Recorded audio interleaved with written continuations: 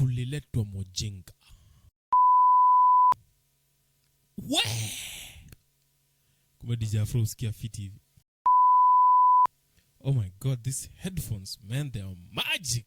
God damn it. Zaona chekizi vitu zote.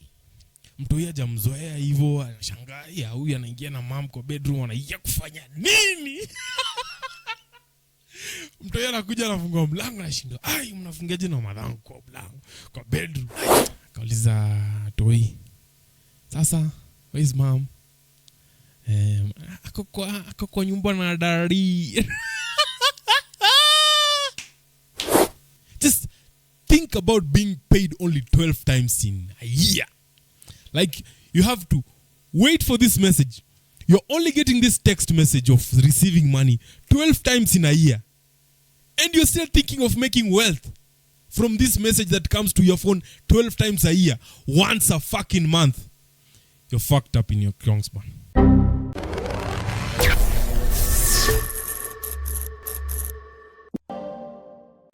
Yes, sir. You already know what it is. This is the Uninterrupted Podcast. Kama kawaida, you already know this is Tito himself. And we about to kill this motherfucker all day, every day, like we always do. You already know it's another blessed one. It's another episode. And you know what we do. We always do it late in the night. Man, the time right now is 11 in the PM. And you know, we about to get down on this like we always do. Look at the merchandise, bana. Angalia hapa. Ona hapa kando. This, I rocked this same type of t-shirt on Saturday. And the front is also fire. I'll put it up here. You guys will see. Look at this t-shirt, jama. What are you saying, bana? This is the t-shirt I was rocking on Saturday. And one of the biggest thing I've ever done in my podcast or in my life was doing the merchandising part. Bro, that part is amazing, bro. Just seeing the brand off the printer like this, imekuja sa umeishikilia hivi ama umeidunga. It's amazing, man. It's good, it's great.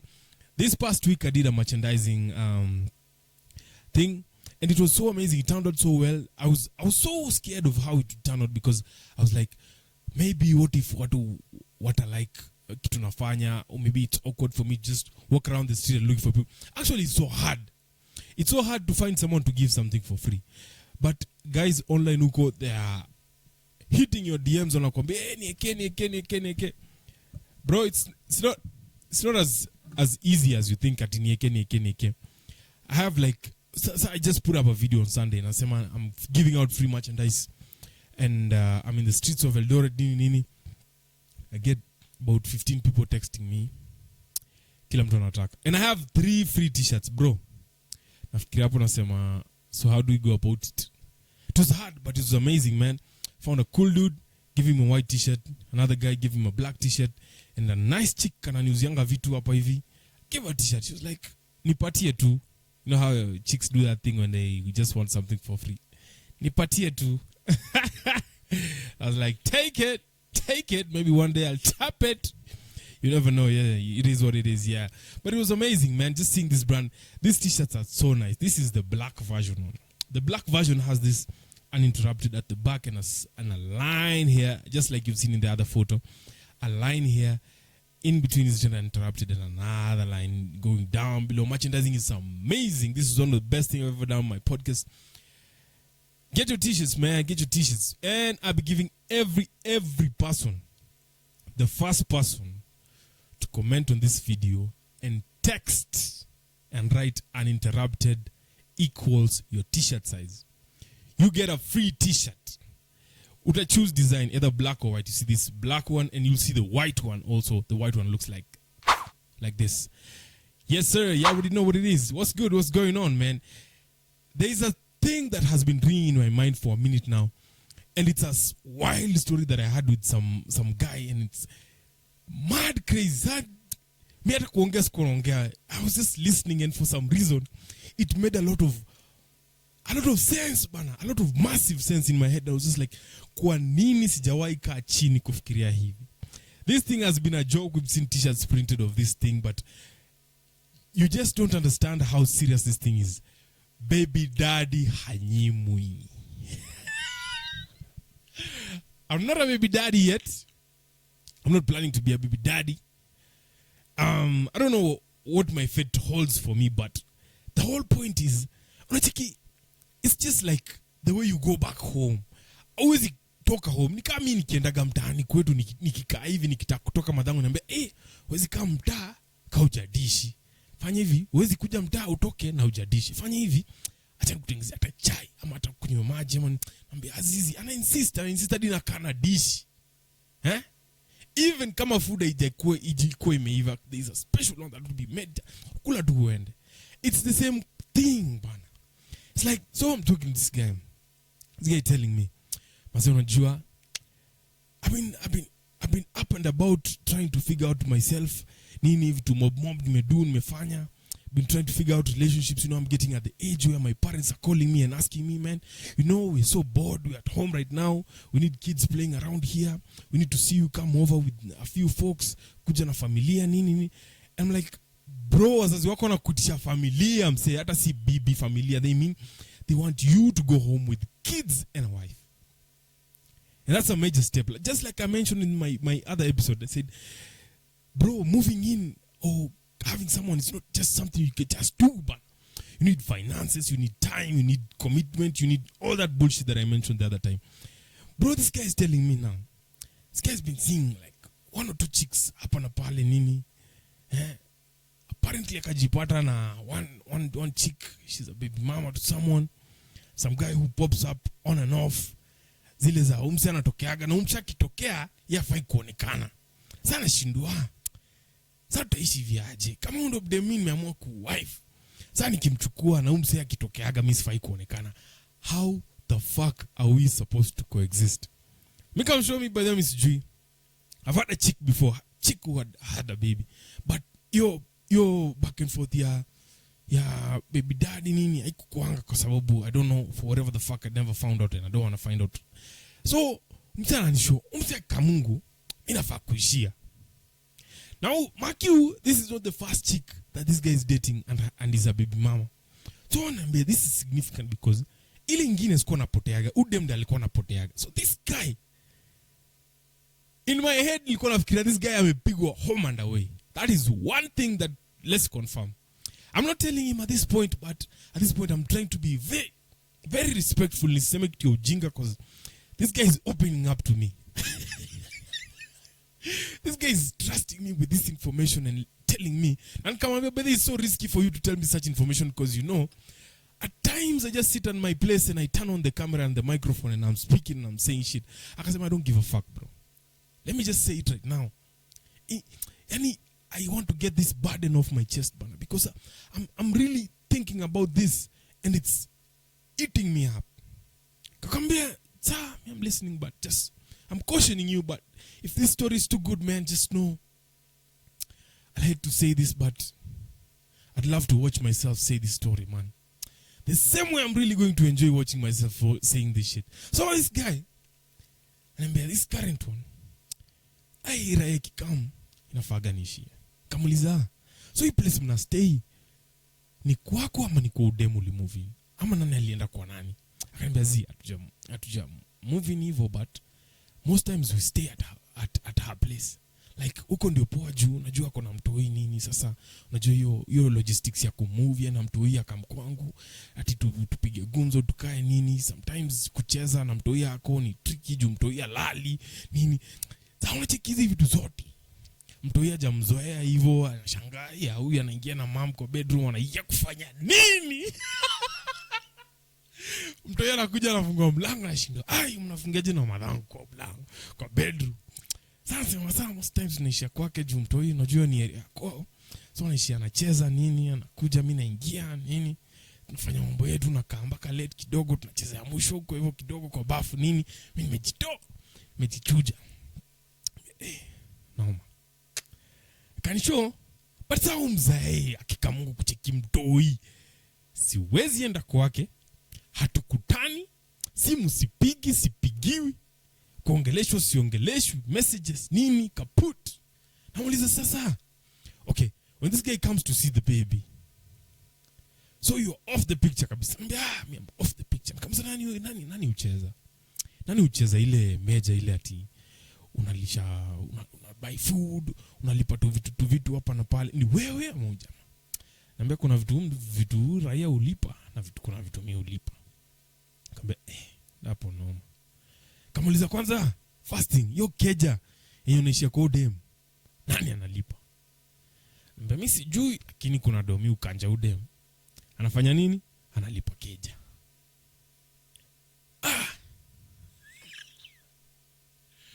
Red flag. Mimi kasema mimi kubonga sibongi, wataacha mimi nisikie story. Sasa mzee ananisho. Sakikam. Mimi nashindwa kwani kunaendaje? Sasa siku moja akajifanya macho ngumu akasema kani mbaya. Napiga hii simu ama mimi naishia kwa hiyo zabe. Kamsho akanisho. Ati sasa mimi kasema dukani mbaya. Juu sasa mimi sitakuaga niko off. Hii time mse anakam mimi sielewi nini na happen. Hata kuna ngori juu most times mse akishakama ishie nini ni sijui, I don't know, she's in an emotional roller coaster.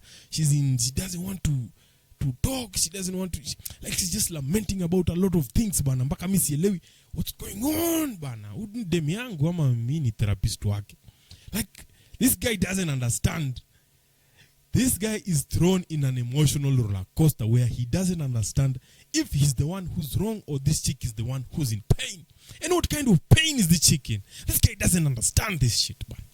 So yako hapo trying to soothe someone who is not really telling the truth, or maybe saying what's really happening. Someone says weekend moja akasema kaka tanuka kanuke. Kaka tanuka kanuke. Msa kaishia. Sasa ameenda hapo hivyo amebisha kwanza. Amefika hiyo mtaa anachikia katoi kanacheza. Katoi kadem kanacheza hapo nje.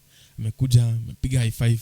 Anasema mtoi yako na snacks. Ana kazi yani kupea tu watoto wengine, anaonyesha. Akauliza toi. Sasa where is mom? Ako kwa nyumba na daddy. Sikia hiyo? Ako kwa nyumba na daddy. This nigga is a hot man. Mgonga mbaya. Jamaa akasema fuck, mimi naenda kubisha hii mlango. Israel goes. Anabisha mlango.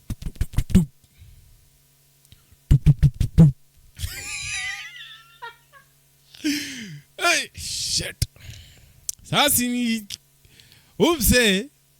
amekuja kwa keja yeye ulipa. Sasa baby daddy sasa. Amekuja kwa keja yeye ulipa. Penye mtoi wake anaishi na penye baby mama wake anaishi.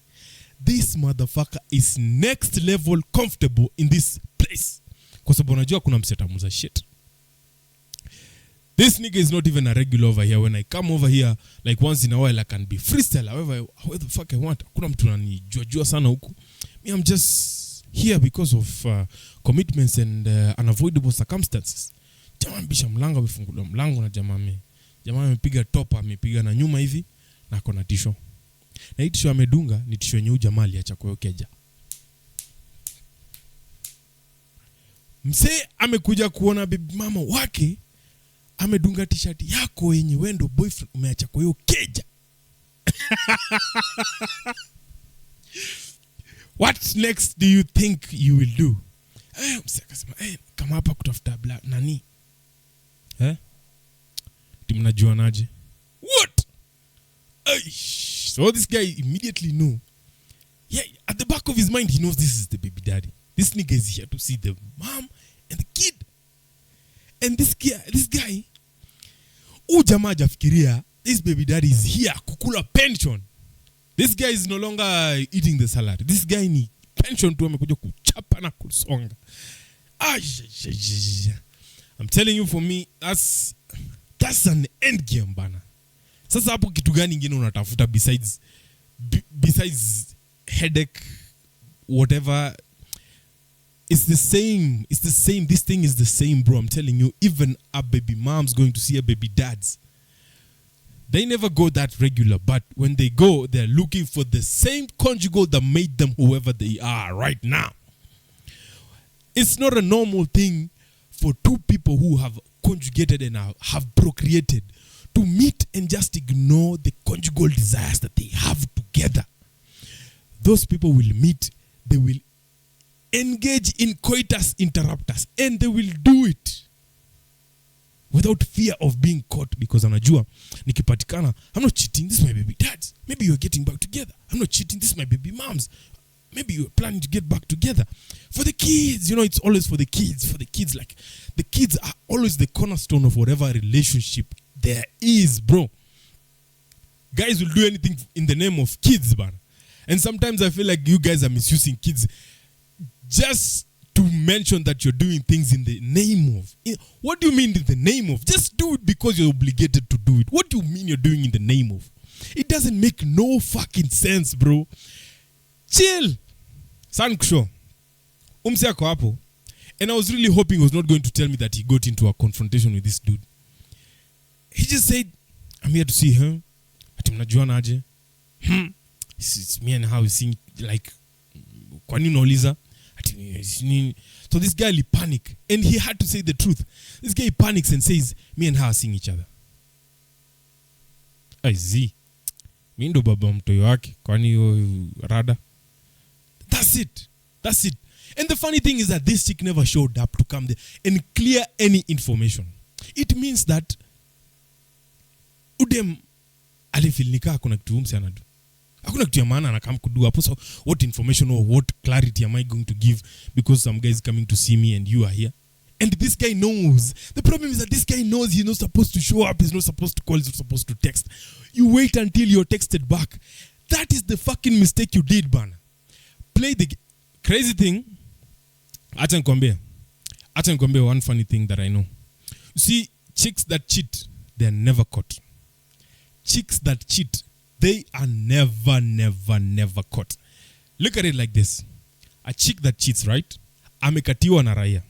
This raya amemchapia nini. They exchange numbers and they tell him, call me at certain times or call me on certain days. This guy will play in his own lane. Penyamekwa shambiwa. Call these times, you'll have your time. This nigga doesn't want your all your time. This nigga doesn't want a day. This nigga doesn't want you for himself. He wants you for a specific time. He'll play according to the rules and you'll never get caught. And dudes who get caught cheating, I tell you this for free. Those chicks develop feelings, fall in love. They call you whatever time they feel like. Me, I'm telling you, for some reason, there's a chick, her name starts with a C. This chick was just someone that I would see once in a while, just harvest once in a while. And she was not supposed to call at certain times, but the devil used to touch her butthole and tell her, call Tito right now. And this chick would call me when I'm with the main. And it would fuck shit up every fucking time. Bro, nakwambega, sometimes I just, adi main aljuaga, when this nini calls, sus. And I never used to pick. I just used to give her a certain character that was not even existed. Siku ingine naeka simu hivi kwa meza hivi, bro, hata nimetaka dunga tu charger hivi na nimeka hivi kwa meza. And she calls, bro. I'm like, fuck. I'm not picking this call. Ameona. Sa hakuna tundadu. That's the whole thing.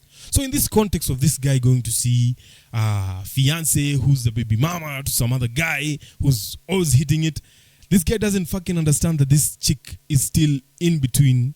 She's still bouncing in between the two of you guys. She hasn't chosen. Maybe you are loving right, but this nigga knows how to treat her right. That's the whole thing that dudes don't even realize sometimes. You love the right way, but you don't treat the right way. You get it? Like, I had someone say, I don't give the cabbages whenever I hit. You don't treat right. And this one loves right. Women cannot get both of that shit in the same in the same line. Like, dudes cannot give that. Not unless uko na ganji ingine mrefu wenye this chick can't even look left or right while crossing the road. She just crosses because she knows ntapita. What do you mean? So this guy's at the door dem hajakuja hata try kuitana huko ndani na kuna nini. She is like fuck. Okay, so imagine you have put yourself in a position where you now need to feel bad. You now need to feel like you've been offended and you didn't follow the rules. As much as this was not a cheating affair, or this was not, what do you call, this was not a clandestine thing going on between you and this chick. It's like you were seeing each other. But this baby dad still has a stand in this fucking house. Ni msee anaweza kuja saa 6 usiku. Juu alikuwa na travel anatoka Malaba anaenda Nairobi. Juu stopover yake, juu anajua mtu Eldoret.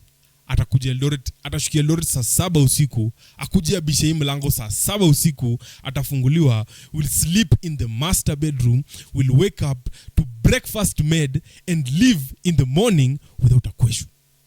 Na ache za cabbage, na aende. What do you mean, man? Baby daddy hanyimwi. In most cases, bro, how many times have you had a baby dad has come back to steal?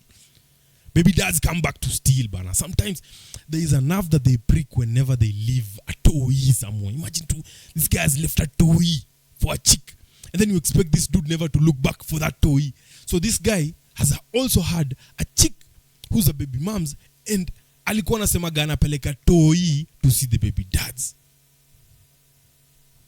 Kuna akili. Do I need to tell that story again? Or you just connect and understand that this guy would allow this chick to ship it, take it, deliver it, let it be hit, and bring it back to him.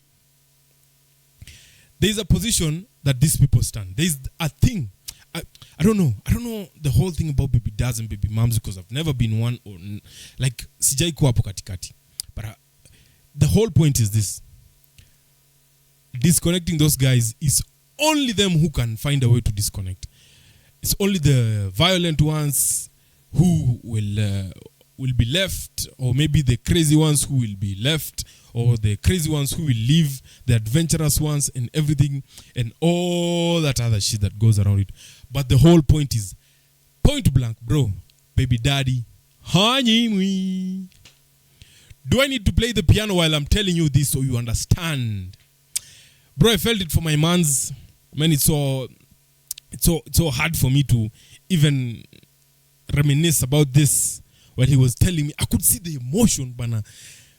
Man, there is nothing as pathetic as everything is fine. You have a job, you have a nice salary, you have a nice place you're staying, you have everything nice, everything is just okay, but you just need to feel bad because of the things that you've implicated to yourself, like love. The fuck do you mean? The fuck do you mean?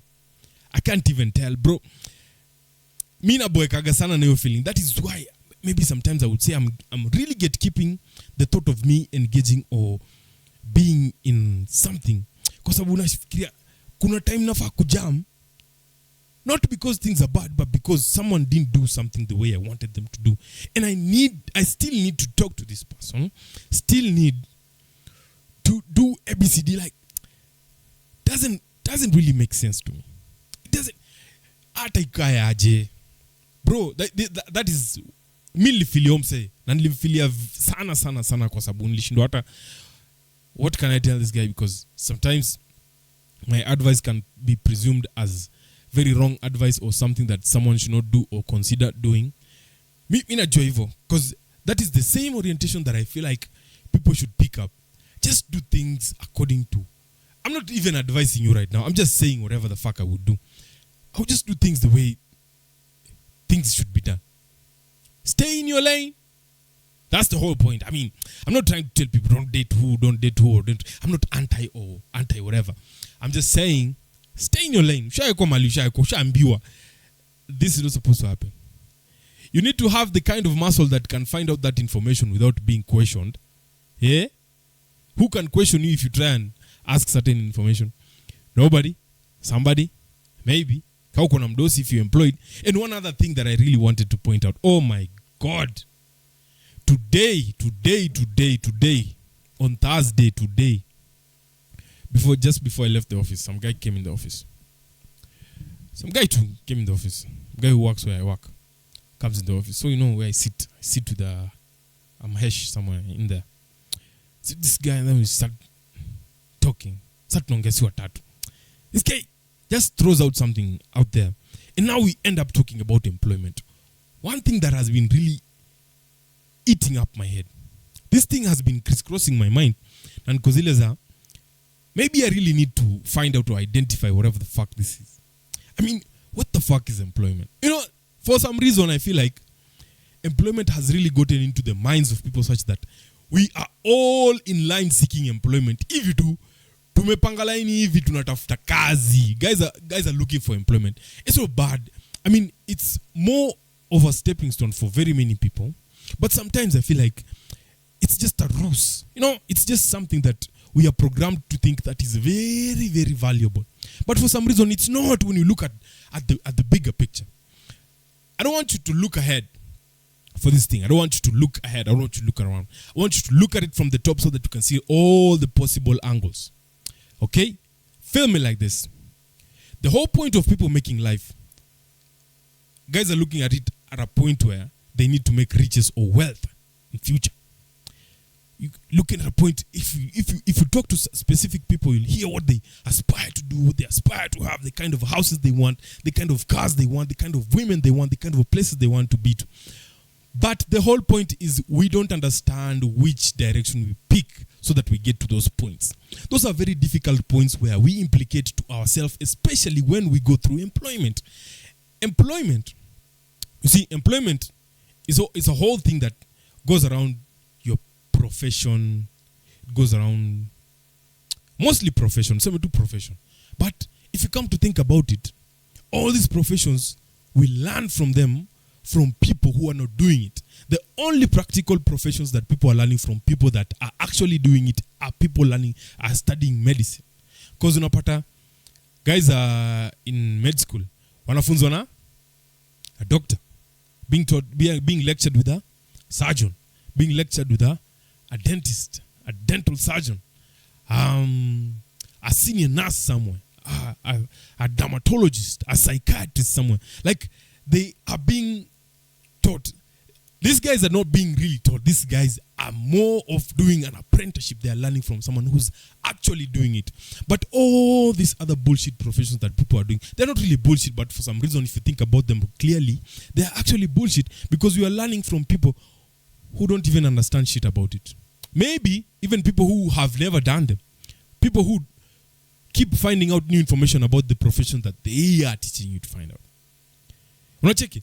So, sisi tuko kwa ile mindset ya sa umsi ananishow this guy akikuja job, he's doing it. He said something, kuna kitu ya kanisa aliingiza hapo ndani na ikanikasirisha sana. Kwa sababu we all know, you wake up in the morning, you go to work. The sole purpose of you waking up and going to work is you to make money. You to make money. You cannot tell me any other motivation that is there. For some reason, me, I can say, as much as that is, yes, that is my motivation. I want to make money. I want to make money.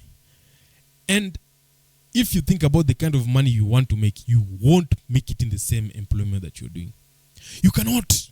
Not unless ni umeandika watu kazi. But think about it like this. People in employment are in this mind frame of creating wealth from this employment, of which they can't. And I'm telling you, and I was saying, this is a fact. I stand for someone to challenge me. 95% of people in employment cannot create the wealth that they aspire to get. Not even a quarter of it. 95% won't manage to get to a quarter of the wealth that they wish to make. It's so hard, Bana. These riches that we see out here that people in employment have made, look at their paychecks. Look at their endorsements. Look at what they do besides the employment they do. Bro, it's not all employment. Someone can have a fat 6-figure check every fucking month, but they don't have wealth. Unasikia sijui analipa, sijui loan ya kufanya nini. Hiyo do inakatwaga na baki hapo na 35,000 hata ajui afanyie nini. There are people who've been in the correct employment. Unasikia? Correct employment. And we need to get out of this hedonism of getting excited about getting jobs. Jobs aren't really the thing.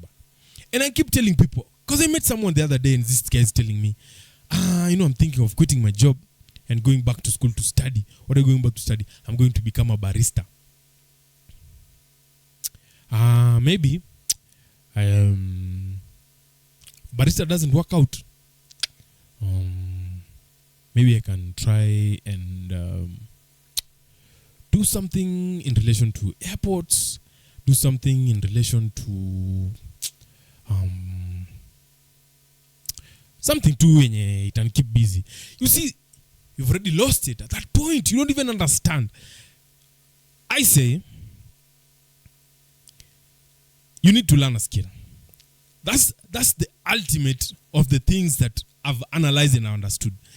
You just need to learn a skill. Learn a good skill that is very, very, very desirable by people who are in business or who need their problem sorted. It's just like, just get into the service industry. Bro, the service industry is the wealthiest. Look at the most. I have a chain of hotels. I have guys have this. The service industry is booming. Say, guys with skills, just learn how to sort people's problem. And sorting people's problem is just more of learning a skill, bro.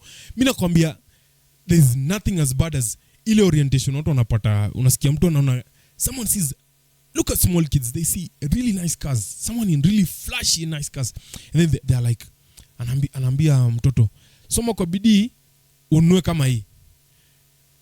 Boy,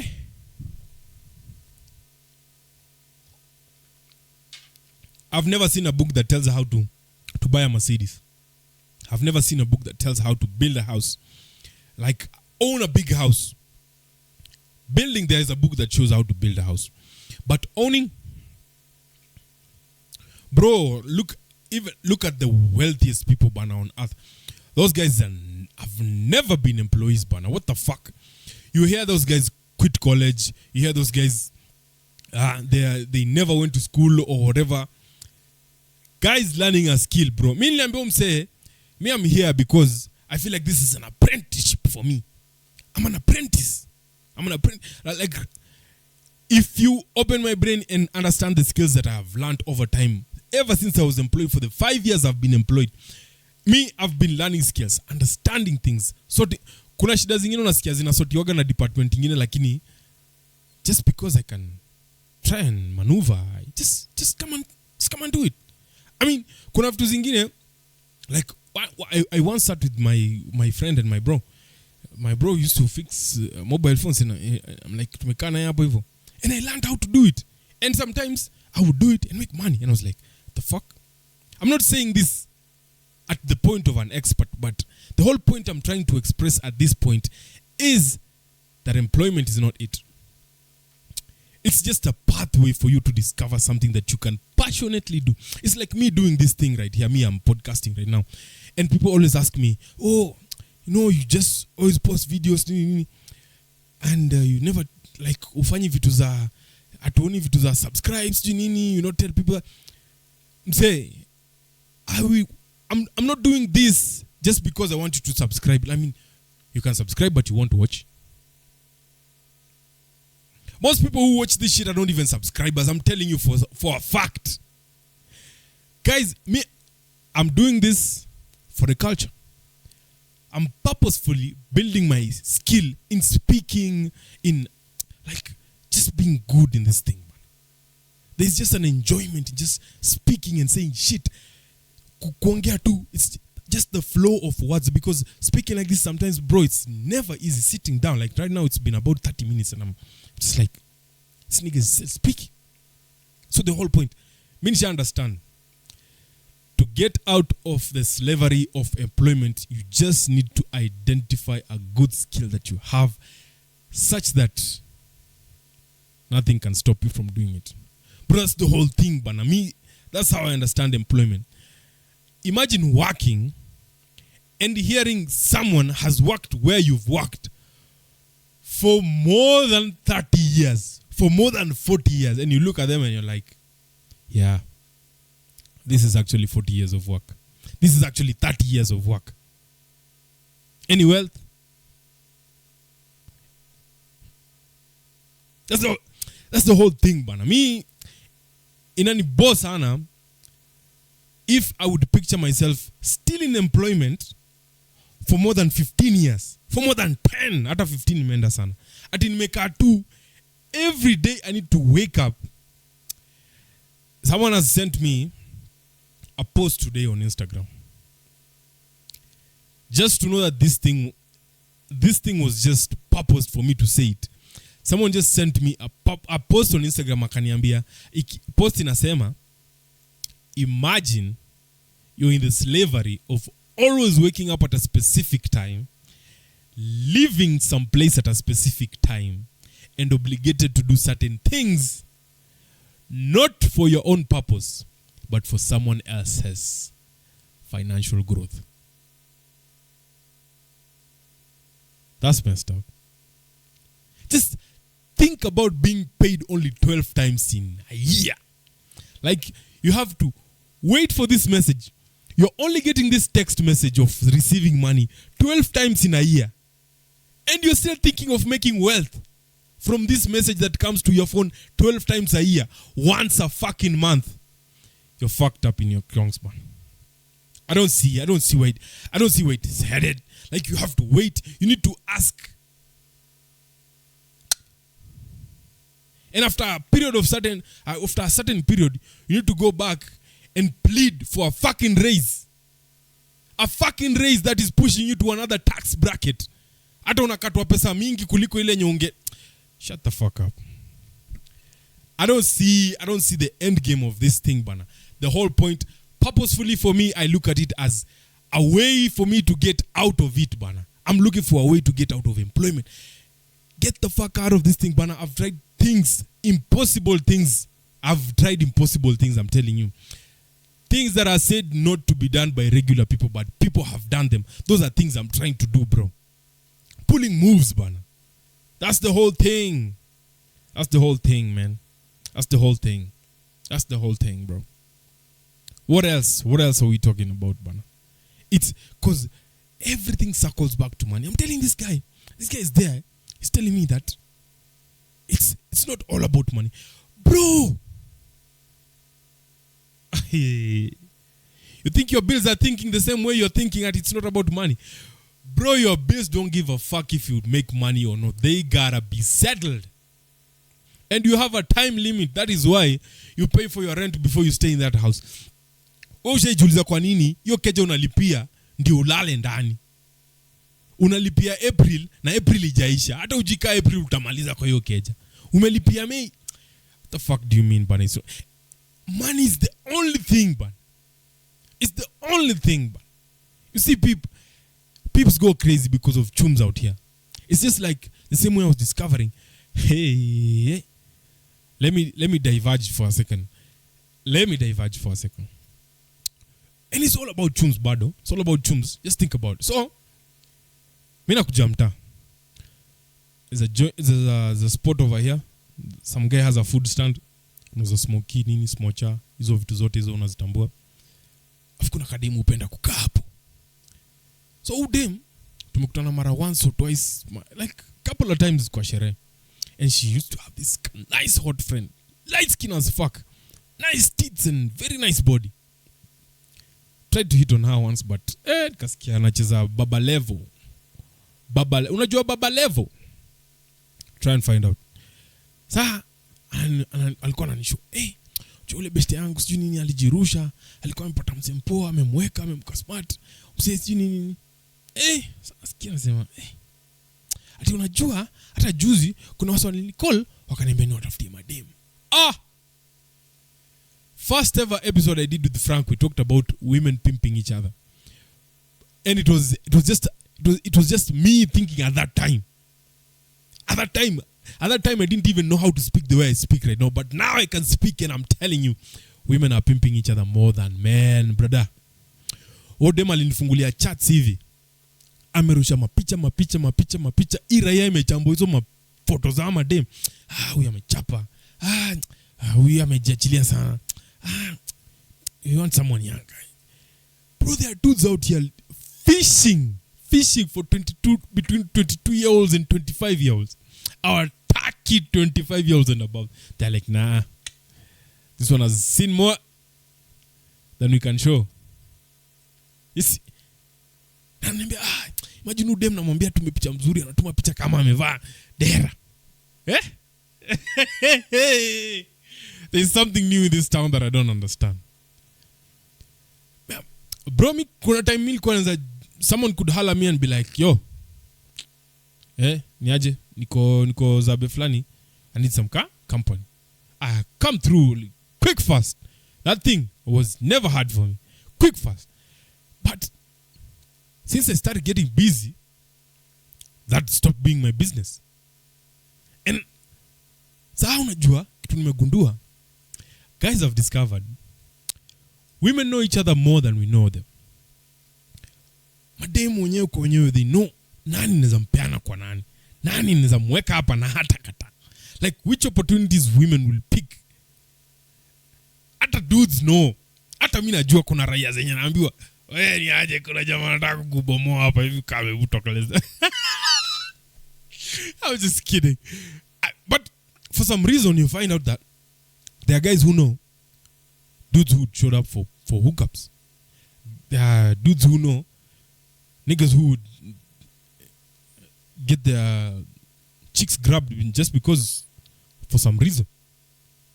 Hey, acha. Watu wanapimpiana this small city of Eldoret.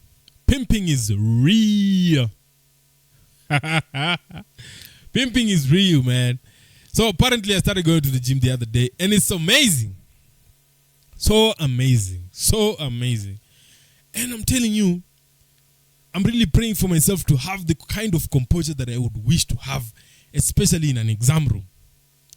You bro ile place. Mimi nilifanya podcast na watu wa gym like a while back.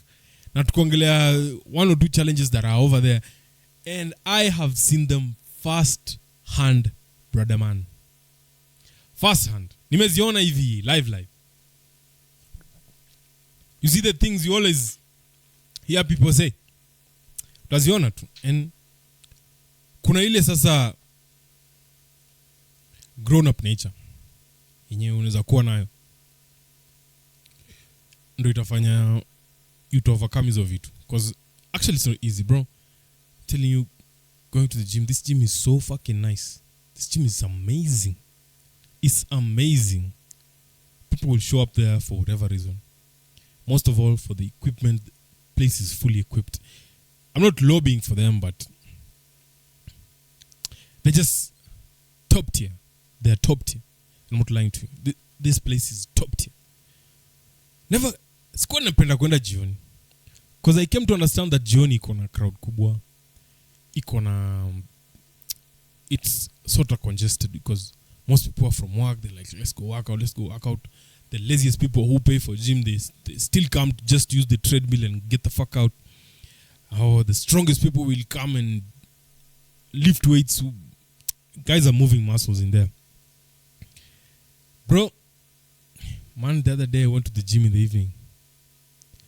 I saw some cat. Hi. Motherfucker, I almost fell on the treadmill. Afu makosa, this chick comes and uses the treadmill next to me. Nani mshamba diambo, hata hajui kuwasha treadmill. Ashaanza kuongeza speed. Na haja asha hata treadmill. Treadmill hajafinya start. Inafanya tu ti. Anashanga what the fuck is wrong with this? Anaongeza incline percent. Anashanga na point ya hivi ndio akafinya akaoneka start. But the gat. Bro, mimi naomba Mungu sana nikuwe na adabu. Niendelee kuwa na adabu yenye nimekuwa nayo because I've been very fucking disciplined bana. I've been a disciplined fella this past few months bana, since the year began. I've been a very disciplined fella. If I could quit drinking, nothing is impossible. If I can sit down and quit drinking, for whatever reason that led me to make that choice of quitting drinking, impossible is nothing. Just do it, bana. Come on. That is where you connect the Nike and the Adidas logo. Impossible is nothing. Just do it. Come on. Bro. All in all, man, you stay safe, man. Stay lit, man. It's amazing, man. Coming and sitting here telling stories and whatever it is. Done a nice long session, man. It's always good, always amazing. And I keep insisting, man. You guys get my merchandise. Get all the other merchandise that I have. I have this one, I have this one, I have the white one, I have the black ones. Whichever. Make your orders, and I'm giving merchandise. And I said the first person to comment on this video and type uninterrupted equals your t-shirt size, you get a free merchandise courtesy of none of my sponsors but me. You already know what it is. This is the Uninterrupted Podcast. Kama K, kama kawaida, you already know. We're checking out the Tito himself. Peace. We out.